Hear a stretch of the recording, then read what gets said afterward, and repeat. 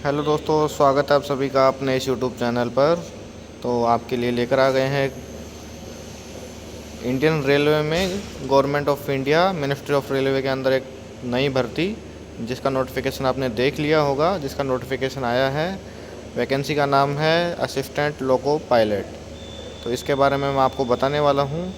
जैसे कि 2026 का रेलवे का ये पहला नोटिफिकेशन है, पहली वैकेंसी रिलीज़ हुई है। ठीक है, तो हम शुरुआत करते हैं सबसे पहले इसकी स्टार्टिंग डेट वगैरह की। तो चलिए शुरू करते हैं।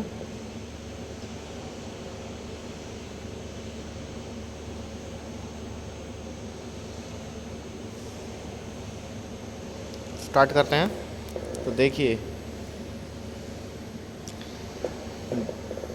जो ओपनिंग डेट है इसकी है 15 मई, यानी कि आज से इसका फॉर्म स्टार्ट हो रहा है। क्लोजिंग डेट जो है वो है 14 जून, मतलब कि एक महीने तक इसका फॉर्म चलने वाला है।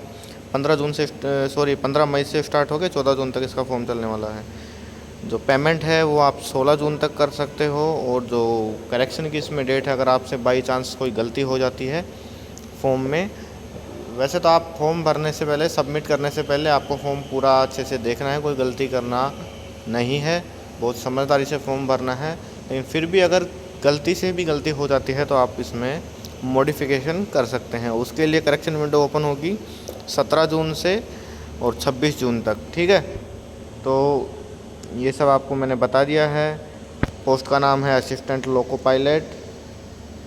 पे लेवल 7वें वेतन आयोग से इसका जो पे लेवल है वो लेवल 2 है। 19,900 इसका बेसिक पे है। मेडिकल कैटेगरी जो इसमें A1 मांगी हुई है, जो सबसे बेस्ट मेडिकल कैटेगरी है। उसके अलावा इसकी एज है वो 18 से 30 होनी चाहिए। 1 जुलाई 2026 को 18 से 30 के बीच में होना चाहिए, जिसमें कैटेगरी वाइज अलग से छूट दी गई है। टोटल वैकेंसी है इसकी 11,127, जो पिछली बार से बड़ी हैं। पिछली बार 10,000 कुछ वैकेंसी थी, अब की बार 11,127 वैकेंसी आई हैं।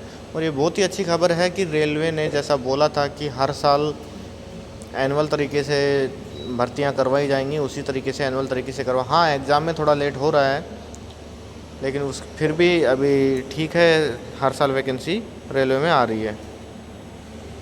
तो ये मैंने इसके बारे में बता दिया है। आप जोन वाइज वैकेंसी नीचे देख पाएंगे, मैं आपको बताता हूँ। इसके अलावा नीचे चलते हैं। अगर आपने ऑलरेडी अकाउंट क्रिएट कर रखा है तो क्रिएट अकाउंट पे जाने की ज़रूरत नहीं है। लोग अपने जो मोबाइल नंबर या मेल आईडी पासवर्ड से आप उसको ओपन करके वहाँ से फॉर्म अप्लाई कर सकते हैं। अगर नहीं, आप फ्रेश हैं, पहले आपने कोई रेलवे का फॉर्म अप्लाई नहीं किया है, तो उसके लिए आपको क्रिएट अकाउंट पे जाके अपनी बेसिक डिटेल फिल करके और ये फॉर्म भरना रहेगा। उसके बाद में आगे चलते हैं। ये सब मैंने आपको बता दिया है कि करेक्शन विंडो कब से कब होगी।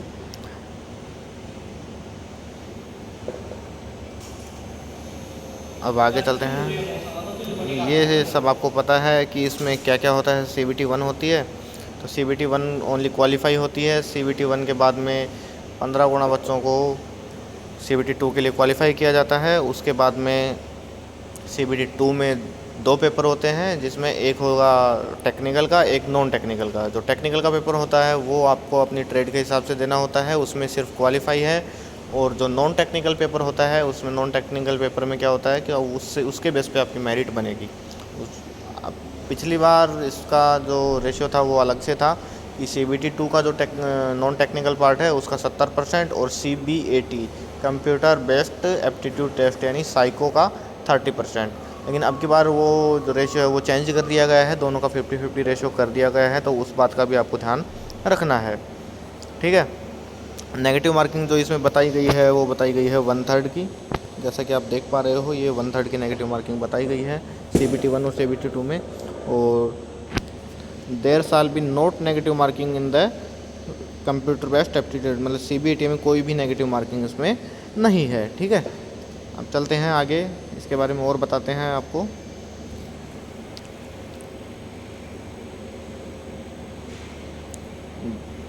ये सब आप नोटिफिकेशन में पढ़ के देख सकते हैं। जो फ्री ट्रेन ट्रैवल फैसिलिटी है वो SC/ST के कैंडिडेट्स को दी जाती है, तो वो भी आप सब देख सकते हैं।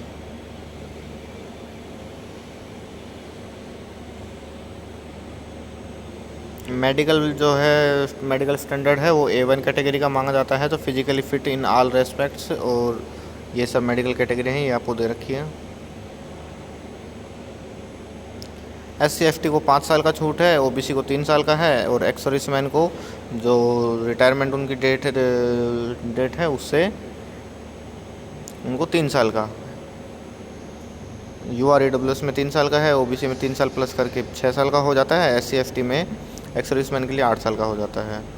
ठीक है, और ये दे रखा है कि कैंडिडेट वो are serving group C and erstwhile group D railway staff. अगर रेलवे में है आपकी मिनिमम 3 साल की रेगुलर सर्विस है, तो UR और EWS वाले 40 साल तक वो कर सकते हैं, OBC वाले 43 ईयर तक, और SC/ST वाले 45 ईयर तक कर सकते हैं। ठीक है, अब चलते हैं। जो एज का क्राइटेरिया दे रखा है 18 से 30 का, UR वाले हैं तो 2 जुलाई 1996 के बाद का, और OBC वाला है 2 जुलाई 1993 के बाद का, और SC/ST वाला है वो 2 जुलाई 1991 के बाद का होना चाहिए, और 1/7/2008 से पहले के होने चाहिए। किसी भी कैटेगरी में हो 1 जुलाई 2008 से पहले उनका जन्म हुआ होना चाहिए, वो इस फॉर्म को अप्लाई कर सकता है। सबसे बड़ी बात आती है इसमें एजुकेशन क्वालिफ़िकेशन की। एजुकेशन क्वालिफ़िकेशन इसमें क्या है, आप 10th pass and ITI he apply कर सकते हो, और बाकी भी एजुकेशन क्वालिफ़िकेशन जो मैं आपको आगे बताऊँगा। इसमें फॉर्म फीस जो रहने वाली है SC/ST के लिए और फीमेल के लिए 250 रुपये रहने वाली है, और जो UR/EWS वाले कैंडिडेट हैं उनके लिए 500 रुपये रहने वाली है। तो आफ्टर एग्ज़ाम अगर आप एग्ज़ाम में अपीयर होते हैं, उसके बाद में UR कैंडिडेट्स को EWS कैंडिडेट्स को 400 रुपये रिटर्न कर दिए जाएंगे अगर आप एग्ज़ाम में बैठते हैं तो। बाकी SC/ST एक्स सर्विसमैन फीमेल बाकी सबको 250 रुपये पूरे के पूरे रिफ़ंड कर दिए जाएंगे। वो भी अगर आप एग्ज़ाम दोगे तभी रिफ़ंड होंगे, अगर एग्ज़ाम में आप नहीं जाते हैं तो वो आपको रिफ़ंडेबल नहीं होंगे। उसके बाद में नीचे कुछ और चीज़ें हैं जो मैं आपको बता देता हूँ।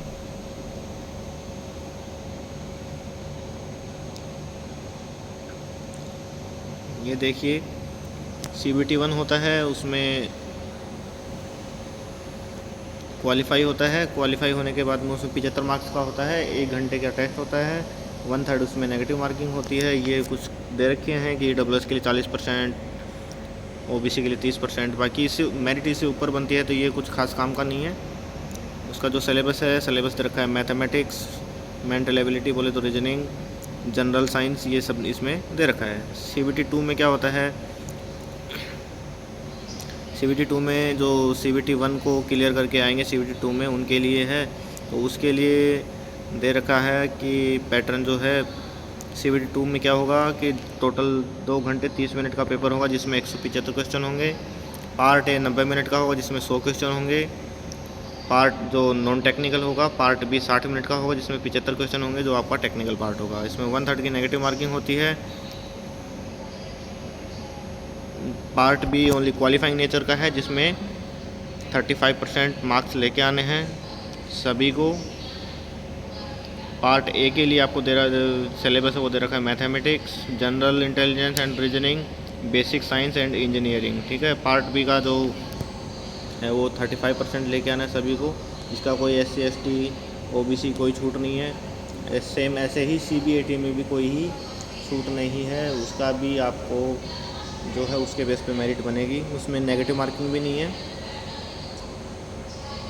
ये ट्रेड है, इसमें जो इस ट्रेड से अप्लाई करेगा वो इसी ट्रेड का जो टेक्निकल पार्ट है उसको पार्ट 2 देना पड़ेगा। CBAT में ये जो है इसमें कोई रिजर्वेशन नहीं है, ना इसमें नेगेटिव मार्किंग है। इसमें RDSO पैटर्न पर जो आपका साइको टेस्ट है वो करवाया जाता है, और उसके बाद में अगला स्टेप है डॉक्यूमेंट वेरिफिकेशन का। तो ये सब इसके बारे में जानकारी थी। ये अप्लाई कैसे करते हैं वो सब आप देख लीजिएगा। एक बार आपको पोस्ट दिखा देता हूँ मैं जोन वाइज।